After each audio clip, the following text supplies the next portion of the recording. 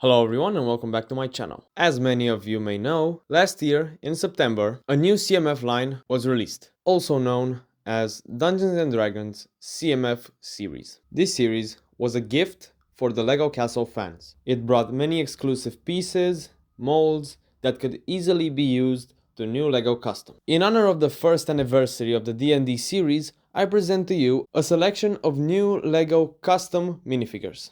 So, let's start. For the first minifigure, I used the torso from the Dwarf barbarian, which has a lot of cool details and prints, and combined it with the legs from the fierce barbarian, a red cape, and gave him the sword from the fierce barbarian. And this minifigure I like to call Brave and Bold Barbarian. The Brave and Bold Barbarian has its nest in the northern parts of the continent, battling wildlings and iced beasts of the north. His sword is his legacy, carving his destiny through ice, stone, and blood. The next minifigure was kinda tricky to figure out, but I used the Githyanki Warlock torso and combined it with the parts from the Boogeyman from series 27. And for his weapon, I used this combination of a mace, which was made using a stick with a lightsaber hilt attached around the end with it, and an axe blade to make this cool weapon. And I named him the Warmonger beast. These untamed beasts have the dark forests as their sanctuary. They attack everyone and everything that dares to hurt their homes. In order to survive one encounter with them, you need to be a skilled warrior and know their weaknesses. Magic spells won't do anything to them because of their lockets, which makes them invulnerable to magical attacks. The third minifigure of this batch is more unique because I wanted to capture something that LEGO didn't do for ages, that being a Middle Eastern sultan. The tiefling sorcerer's legs and torso are perfect for this Middle Eastern aesthetic. After that, I added a white cape and these pointy shoulder guards, and the face and the turban from the Snake Singer CMF. And as a weapon, he has a pearl dark gray curved sword in the middle of the sparkling desert, where only routed creatures live.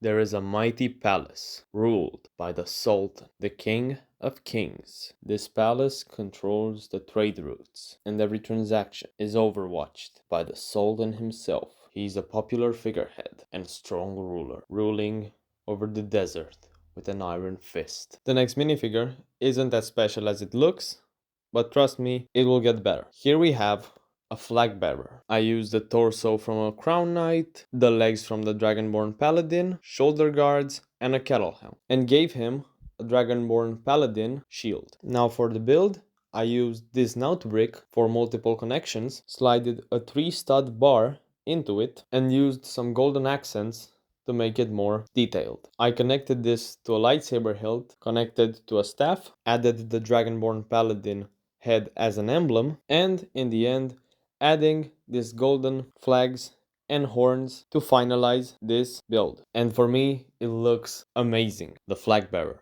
is an important part of Duragon's Order's army. They march into battle, holding their banners as high as possible in order to boost the morale of their fellow troops. For the next minifigure, I used the hardest part to combine with the working custom, but I think I did a pretty good job. I used the elf bar torso with some mid legs and gave him this dwarf hairpiece, and as accessories I gave him this book and this golden smoking pipe that looks amazing in combo with the color contrast. And this is the dwarf chronicler. He sits in the royal library, arranging documents and records, analyzing the historical sources of the great civilizations. He's a very important asset in the king's court, spreading his lessons throughout the land.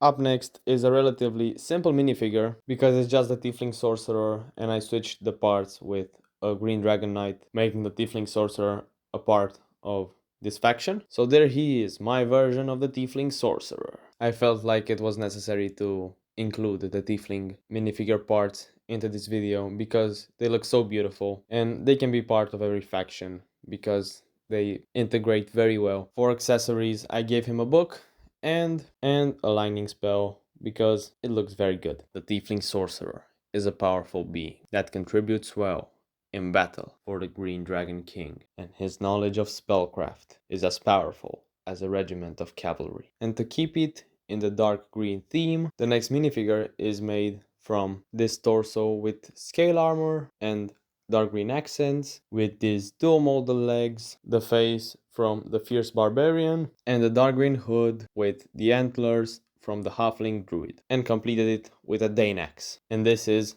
the Woodland Guardian. The Woodland Guardian is a warrior that you don't want to cross your paths with. Although his silhouette is massive, he is very agile and has a fighting style that you can't adapt to. He uses camouflage to strike fear in his victims and strike at the right moment.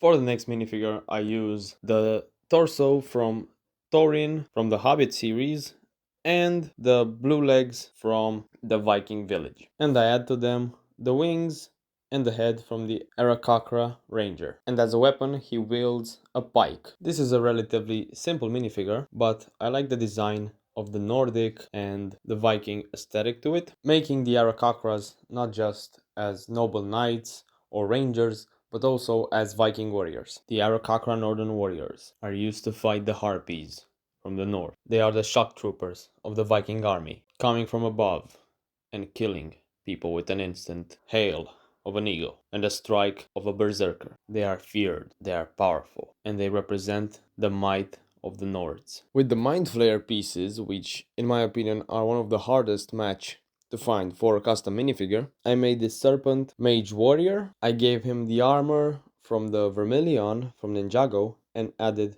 a Serpent warrior's head from Ninjago, made this halberd from a pearl dark grey spear and the axe from the Dwarf barbarian, and the spell piece from the tiefling sorcerer. Deep in a dark cave, the sound of screeches and slithers can be heard. The dark serpent lord feeds on his victims, possessing them with a spell, transforming them into serpent-like beings. Another hard match was with Stradvon Zarovich's torso and legs. Adding pearl dark grey shoulder piece, it covers the blue cape on the shoulder. Adding the Vampire Knight's helmet matches pretty well with the overall aesthetic of this minifigure. I made this very pointy spear that completes the minifigure, which I like to call the Fright Knight Royal Guard. Trained in special academies, Basil's personal royal guards are meant to be undefeated in case of any attack on the castle. Their high sets of skills can turn the tide of every battle they fight. For the next minifigure, I used the Halfling Druid's torso, legs, and cape, added the head from the Wolfpack Beastmaster CMF,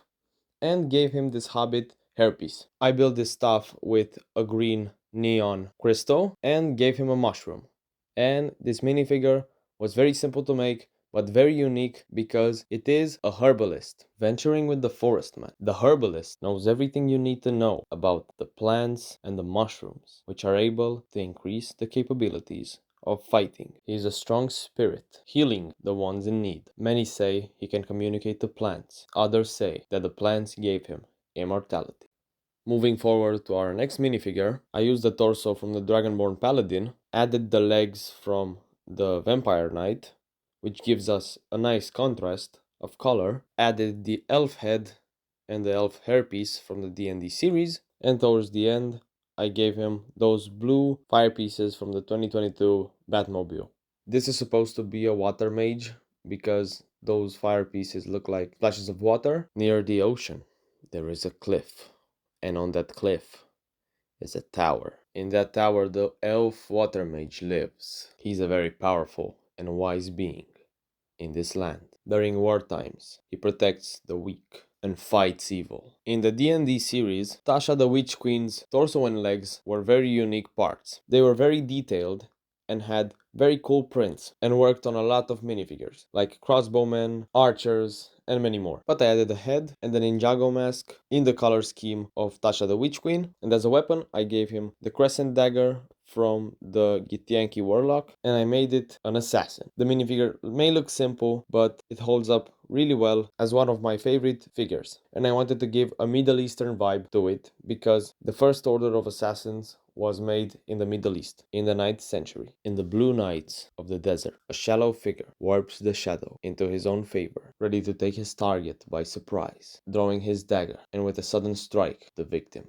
is dead. As many of you may know, the Lady of Pain is a very pretentious minifigure to custom, because of the color scheme that fits a limited number of parts. But I added the Zastem head and the hairpiece from Stradvon Zarevich, because those other two minifigures are very hard to custom. I added a fire spell and a blade from Moon Knight, and this minifigure was very hard to come by, but I think I did a very good job adding the pieces that fits it best. And this minifigure, I call it the Fire Moon Priest. The Fire Moon Priest, tailored the symbol of peace and hope with a fire-breathing accent, and made it the Fire Moon. He meditates in a temple at the peak of a scorched mountain in order to have a better contact with the fire, a very mysterious cosmic event that comes by only 2 decades from one another. Now the last but not least minifigure is an upgraded version of Vladek, the Scorpion King, using the Zastem dress piece and the torso from the Vampire Knight, a tattered cape, and the head and the unique helmet from Vladek